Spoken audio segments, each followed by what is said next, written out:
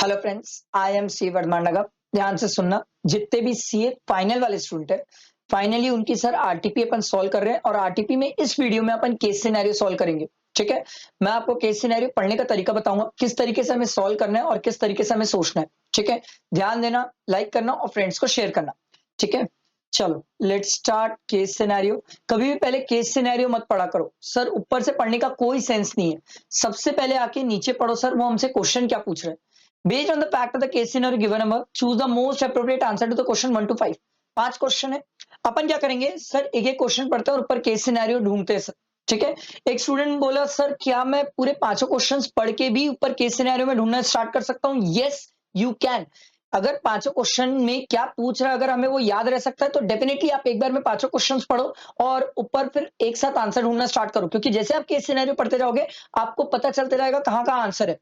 Question पहले पढ़ने का टारगेट ये रहता है सर, जैसे हम क्वेश्चन पढ़ते हैं हमें पता चल जाता है हमें किससे रिलेटेड पूछ रहा है, तो उससे क्या होता है हमारा जो थॉट प्रोसेस रहता है ना दिमाग का, वो बहुत प्यारा रहता है सर। उससे आंसर की करेक्टनेस बहुत ज्यादा चांसेस है कि सही हो। इसीलिए मेरे हिसाब से पहले क्वेश्चंस पढ़ना चाहिए फिर केस सिनेरियो पढ़ना चाहिए। तो देखो, जैसे in relation to the goods sold from its warehouse in Kandla Gujarat the company sell. तो वेयर हाउस से उसने गुड्स बेचा है, उससे रिलेटेड वो पूछना चाहते हैं कि सर जीएसटी कस्टम या क्या पे होगा कि नहीं होगा। चलो वो देख लेंगे अपन। दूसरा क्वेश्चन हमसे सर एडवांस रूलिंग से रिलेटेड पूछा है। ठीक है, तीसरा हमसे पूछा सर अगर आप अपील करते हो बिफोर द एपेलेट अथॉरिटी, तो sir against the order pass by the educating authority in Maharashtra कितना प्री डिपॉजिट लगेगा सर। अगेंस्ट द अपील मतलब जो order of the educating authority है उसके अगेंस्ट अपन अपील में जा रहे हैं तो उसके लिए हमें कितना प्री डिपॉजिट लगेगा। ठीक है, अगर आपने tax wrongly collected by the company है तो उसको क्या करना पड़ेगा, और स्पेशल ऑडिट के बारे में हमें पूछा है सर। ये पांचों क्वेश्चन पढ़ लिए। अब अपन क्या करते हैं, केस सिनेरियो पढ़ते हैं। आप देखना आराम से एक एक केस सिनेरियो में मतलब एक एक पॉइंट पे आंसर्स दिखते रहेंगे, ध्यान देना। Vardhaman limited hereinafter referred as a company registered in Delhi has an operation in multiple states across the India. The company has taken separate GST registration in all the state where it operates. During the month of January, the tax team presented following informations in its report to the management. ठीक है sir, बात जनवरी की हो रही है। जनवरी important है, company registered है, दिल्ली की है, ये भी काम की चीज है सर, और मल्टीपल स्टेट्स में काम करती है और हर जगह रजिस्टर्ड है सर। ठीक है भाई, देखो क्या बोल रहे हैं, the company sold goods valuing 5 crore from its warehouse located at the Kandla port Gujarat to a buyer located in Ahmedabad by way of transfer of title in the goods. The responsibility of the clearance of goods shall be on the buyer. The goods were imported by the company from Vietnam and were not cleared for home consumption since then. Sir हमने तो goods clear ही नहीं किया home consumption के लिए। अगर आपने goods clear नहीं किया है होम कंजम्पशन के लिए तो उस केस में सर ये गुड्स तो अभी भी वेयर हाउस में ही है, और वेयर हाउस में अगर आप कोई गुड्स सेल करते हो तो सर शेड्यूल 3 पिक्चर में आता है। और शेड्यूल 3 बोलता है सर कि अगर कोई गुड्स वेयर हाउस में जो क्लियर ही नहीं है होम कंजम्पशन के लिए, उसको हम नेगेटिव लिस्ट में रखते हैं, और नेगेटिव लिस्ट में रखते हैं मतलब इसको हम सप्लाई नहीं मानते और इस पे जीएसटी की बात हम नहीं करेंगे। तो पहला वाला क्वेश्चन तो यही था ना सर। तो वेयर हाउस गुड्स के केस में नॉट लायबल टू पे एनी टैक्स और ड्यूटी। वेयर हाउस से जब क्लियर होगा तब बात करेंगे ना सर टैक्सेस की। आ रही बात समझ? और नेक्स्ट आगे पढ़ो। The company got a favourable advance ruling order on a particular issue from the authority for advance ruling Rajasthan. The application was filed by the company through its registered place of business in Rajasthan. ठीक है, हमसे second question यही पूछा था sir कि advance ruling जो हमने ली है, ठीक है, order receive by the advance ruling, जो कंपनी को एडवांस रूलिंग का ऑर्डर मिला है वो कहां कहां बाइंडिंग है। हम पढ़ के आए हैं एडवांस रूलिंग का जो ऑर्डर है वो किसके ऊपर बाइंडेड होता है सर, जो एप्लीकेंट एडवांस रूलिंग ले रहा है जिस मैटर से रिलेटेड है और जो ज्यूरिडिक्शन में वो एप्लीकेंट है वहां पर वो बाइंडिंग होता है। तो ये राजस्थान की कहानी है sir. The order is binding on the company only in Rajasthan but on the jurisdictional officer across all registration. नहीं सर, ऑल नहीं, सिर्फ Rajasthan. The order is binding on the company across all the state, ये तो बकवास है। The order is binding on the company and the jurisdictional officer in Rajasthan. यही तो बात है सर, यही तो बात है कि सर ये बाइंडिंग है सर कंपनी के ऊपर। कंपनी जिस मैटर से रिलेटेड इशू रेज किए उस मैटर से रिलेटेड बाइंडिंग है। और तीसरा सर, जहां कंपनी एडवांस रूलिंग ली है वहां के ज्यूडिक्शनल ऑफिसर के लिए भी ये बाइंडेड है। आई बात समझ? आगे बढ़ते हैं। देखो, the company received an order from the adjudicating authority in Maharashtra wherein a demand of a tax for amounted to rupees 1 crore and the penalty amounted to rupees 10 lakh and interest amounted to rupees 25 lakh was confirmed by the adjudicating authority. The dispute in this case was similar to the issue to which a favorable order from the advance ruling authority was received by the company in the state of Rajasthan as discussed in para 2 above. The company feels that it has a strong case in the matter before the appellate authority. Sir ये appellate authority के पास appeal के लिए जाना चाहते हैं sir, जा सकते हैं, कोई दिक्कत नहीं है। हमने क्या बोला था सर, आपको एपीलेट अथॉरिटी के पास जाना है तो जाओ, जितना आपने एक्सेप्ट कर लिया टैक्स इंटरेस्ट पेनल्टी वगैरह वो तो आप पे ही कर दो, पहले तो क्रिस्टल क्लियर। दूसरा, जितने मैटर के लिए आप टैक्स के लिए अपील में जा रहे हो, जितना मैटर जो मतलब जितना अमाउंट ऑफ टैक्स है जिसको आप डिस्प्यूट में रखते हो, जिसके लिए आप बोलते हो कि नहीं सर इतना तो मैं पे नहीं करूंगा, इसके लिए मैं अपील में जाऊंगा, उतने टैक्स उस टैक्स का 10% आपको प्री डिपॉजिट करना पड़ेगा एपीलेट अथॉरिटी के पास जाने से पहले। ठीक, अब ये 10% जो है मैक्सिमम 25 करोड़ तक जा सकता है। अब यहां पर तो 25 करोड़ की बात नहीं आएगी क्योंकि टैक्स इसका कितना है सर, 1 करोड़। 1 करोड़ का 10% करोगे तो कितना आ जाएगा सर, ऑब्वियसली 10 लाख। तो 25 करोड़ तक जा नहीं सकता, बट मैक्सिमम 25 करोड़ है, ये बात ध्यान रहेगी सर। सिंपल। तो हमको सेकंड क्वेश्चन जो पूछा था ना सर हमसे, उस थर्ड क्वेश्चन उसका आंसर मिल गया। ये वाला क्वेश्चन तो हम ऊपर ना भी पढ़े तो भी हमें पता है sir. In case where the tax has been wrongly collected by the company from the recipient, तो ये टैक्स अगर रॉन्गली कलेक्ट करते हो तो उसको किसको देना पड़ेगा सर, आपको गवर्नमेंट को, खुद थोड़ी रख लोगे सर टैक्स को। ठीक है, उसके बाद स्पेशल ऑडिट की कहानी, आओ आगे बढ़ते हैं सर। देखो, the company has issued tax invoice in relation to certain supplies where the total tax collected from the recipient amounted to rupees 3 crore. Subsequently, it was noticed that the supplier was not liable to GST and the amount has been wrongly collected. तो इसका बता दिए sir, हमको किसको जमा करना पड़ेगा, government को। अगला देखो, a special audit was initiated by the chartered accountant nominated by the state tax authorities. Special audit का सेक्शन याद है सर, सेक्शन 66 की कहानी है, और Madhya Pradesh against the company in the state of Madhya प्रदेश।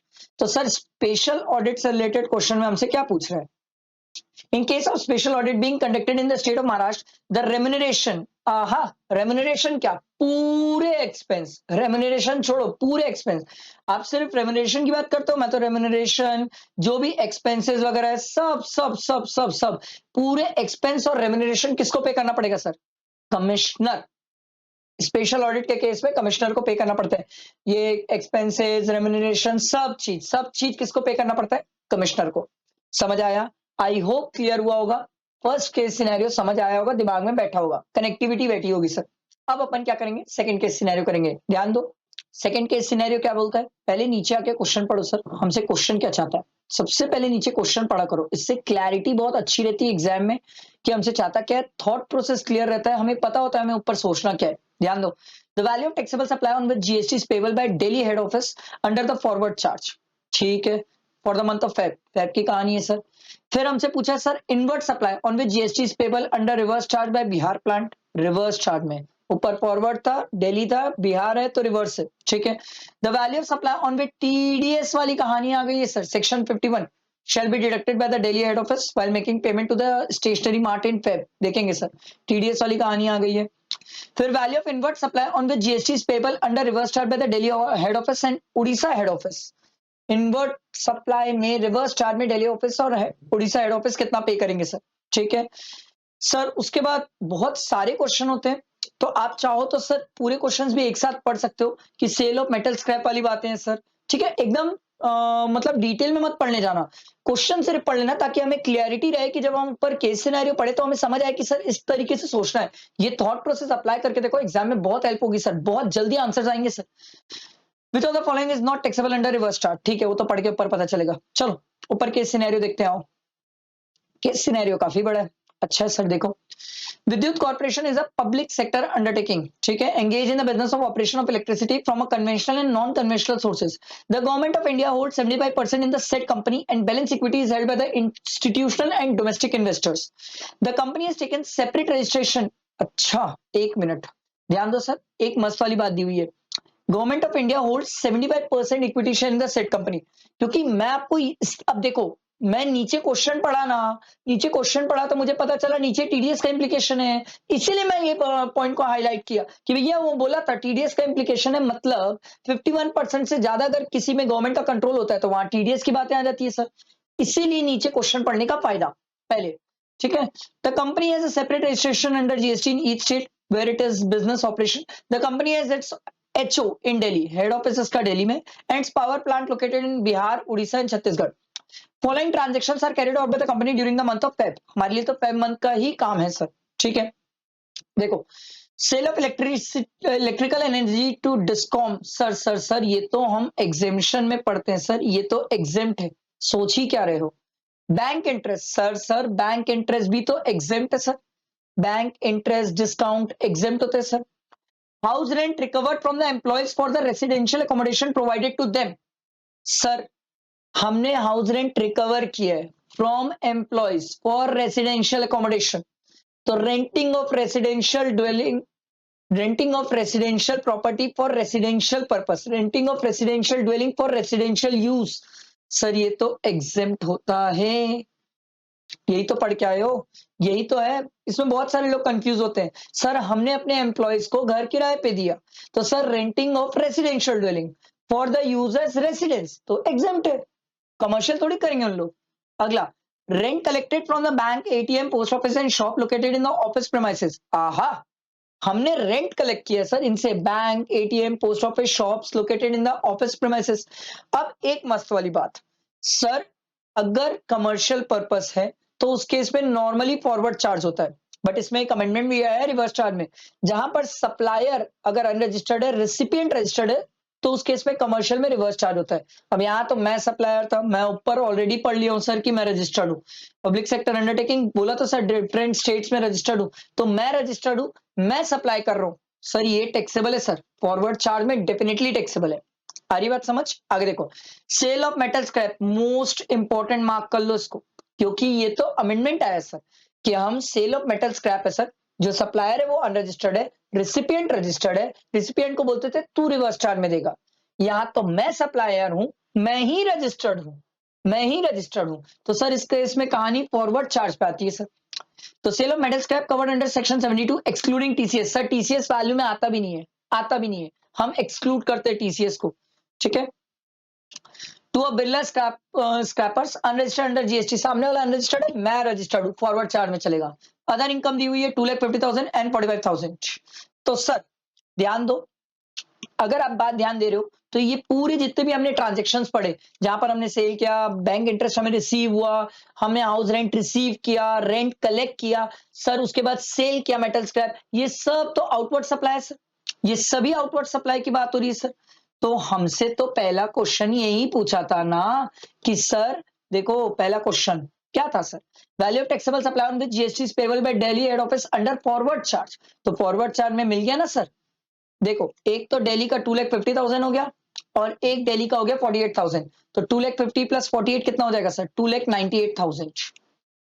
आई बात समझ? इसीलिए बोलता हूं पहले क्वेश्चन पढ़ने का फायदा होता है, बहुत फायदा होता है सर। अब हमसे अगला क्या पूछा सर, बिहार पावर प्लांट जो है रिवर्स चार्ज में कितना पे करेगा, पढ़ लेंगे सर। चलो देखो, ऊपर तो आउटवर्ड है, ऊपर दोबारा जाना ही नहीं है, मेरे से रिवर्स चार्ज पूछा ना इनवर्ट, चलो देखते हैं नीचे। In addition to the above information the following transactions were carried out during the month of Feb, ये भी फेब की कहानी है। A supply order for the stationery mart was awarded by Delhi head office to Stationery Mart New Delhi for 3,36,000 including GST। Sir हम तो TDS वाला question देखे थे नीचे, जहां पर वो पूछा था हमसे कितनी वैल्यू पे टीडीएस डिडक्ट करोगे। The vendor supplied stationery worth 44,000। अच्छा, टीडीएस का प्रोविजन तो आई थिंक स्टूडेंट्स को याद होगा, पीएसयू ने सप्लाई किया सर, यहाँ पर तो टीडीएस की बातें आएंगी सर, सॉरी पीएसयू को सप्लाई किया गया तो टीडीएस की बातें आएगी सर। क्या 2,50,000 से ज्यादा है? यस सर, इसमें एक्सक्लूडिंग जीएसटी देखते हैं तो 3 लाख वैल्यू है सर, 2,50,000 से ज्यादा है, टीडीएस है।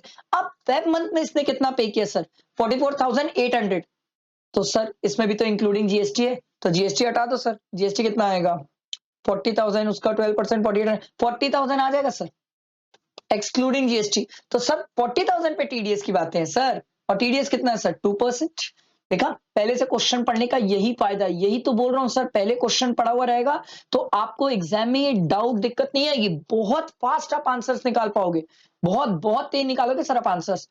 आगे बढ़ते हैं, ठीक है।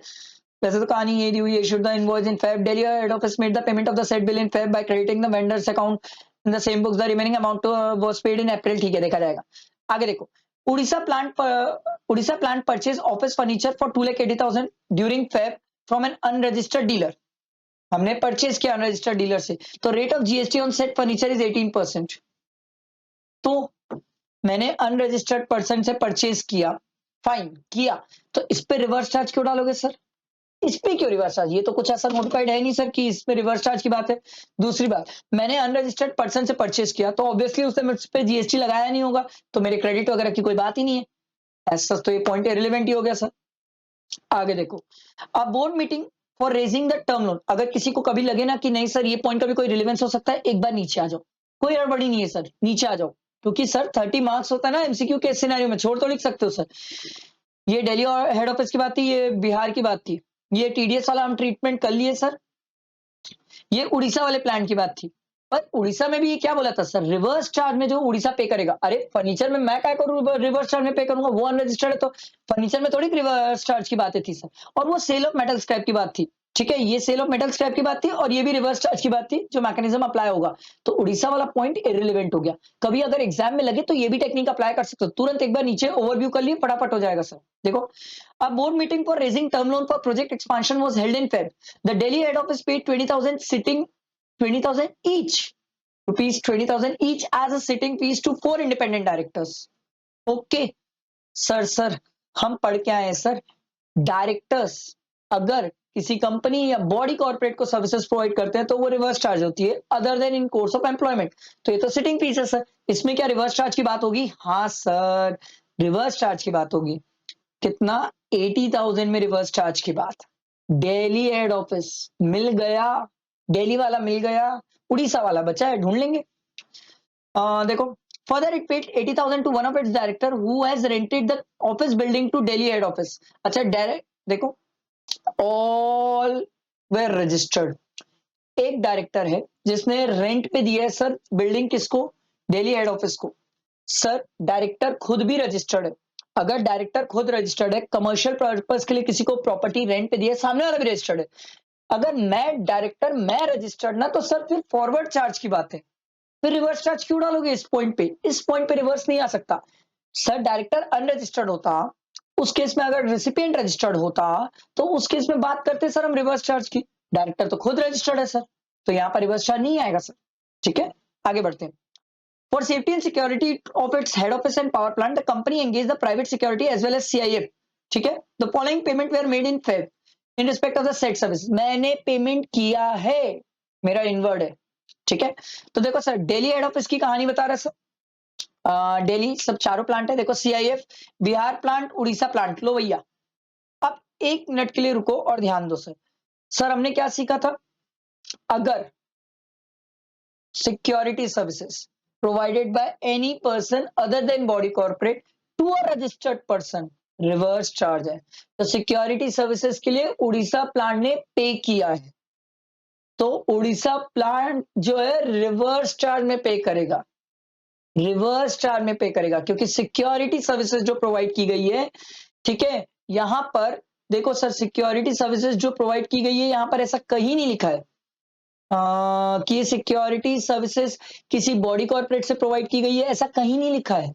यहाँ पर लिखा है for safety and security of its head office and power plant the company against the private security as well as CIF, ऐसा कहीं नहीं लिखा है सर कि सिक्योरिटी सर्विसेज किसी बॉडी कॉर्पोरेट के थ्रू प्रोवाइड की गई है। तो यहाँ पर अपन मानेंगे sir security services private security है, सीआईएफ है, तो इंडिविजुअल प्रोवाइड कर रहा है security services to any body corporate, Orissa plant registered है sir to any body corporate, तो sorry to a registered person, तो सर क्या उस केस में रिवर्स चार्ज हो जाएगा? यस, रिवर्स चार्ज हो जाएगा, समझ आई बात? तो उड़ीसा प्लांट पे करेगा रिवर्स चार्ज में सर। तो आप ही ने तो बोला था सर, हमारा एक क्वेश्चन था जिसमें वो हमसे जानना चाहते थे सर कि दिल्ली और उड़ीसा प्लांट रिवर्स चार्ज में कितना पे करेंगे, 80,000 एंड 8 लाख, मिल गया। अच्छा, एक क्वेश्चन अगर आप ध्यान दो तो वो भी था सर, जहां पर बिहार प्लांट रिवर्स चार्ज में कितना पे करेगा, तो बिहार प्लांट के लिए भी तो 10 लाख में रिवर्स चार्ज होगा ना सर, क्योंकि बिहार प्लांट भी तो रजिस्टर्ड है। लो, फटाफट मिल गया। इसीलिए बोलता हूँ पहले क्वेश्चन पढ़ लो, बहुत अच्छे से मिल जाएंगे सर फटाफट आंसर। उसके बाद छत्तीसगढ़ प्लांट की बात है और दिल्ली प्लांट की बात है सर। दिल्ली प्लांट भी तो रिवर्स चार्ज में ही पे करेगा सर, ठीक है, पेड ऑन 11th Feb। इसके बाद और कौन से क्वेश्चन बच गए, 1 2 3 हो गए, चौथा हो गया मेटल स्क्रैप वाली बात थी सर, और एक पॉइंट बचा है, एक पॉइंट और पढ़ ही लेते हैं फिर नीचे आंसर बता देंगे। The Bihar plant purchase the machinery in Feb from an Sahu enterprises Patna not registered under GST for 86,000। Unregistered से परचेज किया, मशीनरी परचेज किया, काहे रिवर्स चार्ज डालोगे यार, जबरदस्ती रिवर्स चार्ज थोड़ी डाल दोगे सर, इसमें कोई रिवर्स चार्ज नहीं है सर। उसने मुझसे जीएसटी चार्ज नहीं किया, फाइन, मैं क्रेडिट नहीं ले सकता, बात खत्म हो गई, बात खत्म हो गई सर। आओ जो क्वेश्चन बचा है उसकी बातें करते हैं। सेल ऑफ मेटल स्क्रैप की बातें थी सर, और मेटल स्क्रैप में मैंने अभी आपको बताया सर, हमने जिसको सप्लाई किया वो तो अनरजिस्टर्ड पर्सन है, मैं रजिस्टर्ड हूँ सर। तो मेटल स्क्रैप की जो वैल्यू थी, अब आपसे किससे रिलेटेड पूछ रहा है, छत्तीसगढ़ से रिलेटेड। आ जाओ सर, मेटल स्क्रैप छत्तीसगढ़ से रिलेटेड कितने का सप्लाई किया था छत्तीसगढ़, 45,000। लो भाई, कहा गया 45,000। Clear. Which of the following supplies are not taxable under reverse charge mechanism, देखो HRA, इसे तो हम एग्जाम कर दिए थे सर, काहे का क्या बोलते हैं रिवर्स चार्ज की बात है। Rent collected from the bank, ये तो सर हम फॉरवर्ड चार्ज में डाले थे। सेल ऑफ मेटल स्क्रैप, ये भी फॉरवर्ड चार्ज में डाले थे सर। तो सर ये तीनों ही तो फॉरवर्ड चार्ज, ये एक एग्जाम और 2 फॉरवर्ड चार्ज में चले गए सर। ये बात समझ क्लियर हुआ सबको, बैठा है दिमाग में, एकदम सिंपल, ठीक है। उसके बाद आगे क्वेश्चन देखो, एक और है, ये लास्ट है, इसके बाद हमारा एमसीक्यू और केस सिनेरियो खत्म हो जाएगा। उसके बाद नेक्स्ट पार्ट में हम डिस्क्रिप्टिव वाला भी पार्ट करेंगे, ठीक है, नेक्स्ट पार्ट जो वीडियो करेगा। पहले आगे क्वेश्चन पढ़ो, हमसे चाहता क्या है, which of the following statement is are correct in relation to the imposition of safeguard measure in the given case, choose the most appropriate option, ठीक है। Lamba industry India is imported an article gamma, कहां से नाम लाते हैं, in large quantity from Malaysia, a developing country, to meet the increased domestic demand for its final product. The central government concerned about the increased import of said product and is considering the imposition of safeguard measure, as after conducting inquiry it is satisfied that the imports are threatening to cause serious injury to the domestic industry. The share of import of the article gamma from the Malaysia constitute 4%, 3% से ज्यादा है sir, हम 10 years तक restrict कर सकते हैं sir. तो लो, अरे यार, तो हमसे यही तो पूछा है सर कि central government is empowered to impose safeguard measure for maximum period of 10 years। Yes sir, ये तो सही है। Safeguard measure can be impose since the share of import of the article gamma from the Malaysia exceed 3%, यही कहानी है सर। Central government is empowered to impose safeguard measure for maximum period of 4 years, ये कहां से आ गया। Safeguard measure can not be impose, ये तो एकदम ही बकवास। तो हमारा ऑप्शन क्या हो जाएगा, फर्स्ट एंड सेकंड। समझ आया, ये हमने एमसीक्यू और केस सिनेरियो खत्म किया। इसके बाद वाली वीडियो में अपन डिस्क्रिप्टिव क्वेश्चंस करेंगे सर। आई होप क्लियर हो रहा होगा, एक बार देख के जाने वाला है। ये सेकंड वाला केस सिनेरियो तो मेरे को अच्छा लगा था, देख के जाने वाला था। जो टेक्निक और तरीका मैं सिखा रहा हूँ उसको सीखो, अच्छे से प्रैक्टिस करो, बहुत हेल्प करेगा एग्जाम में, ठीक है। चलो, थैंक यू।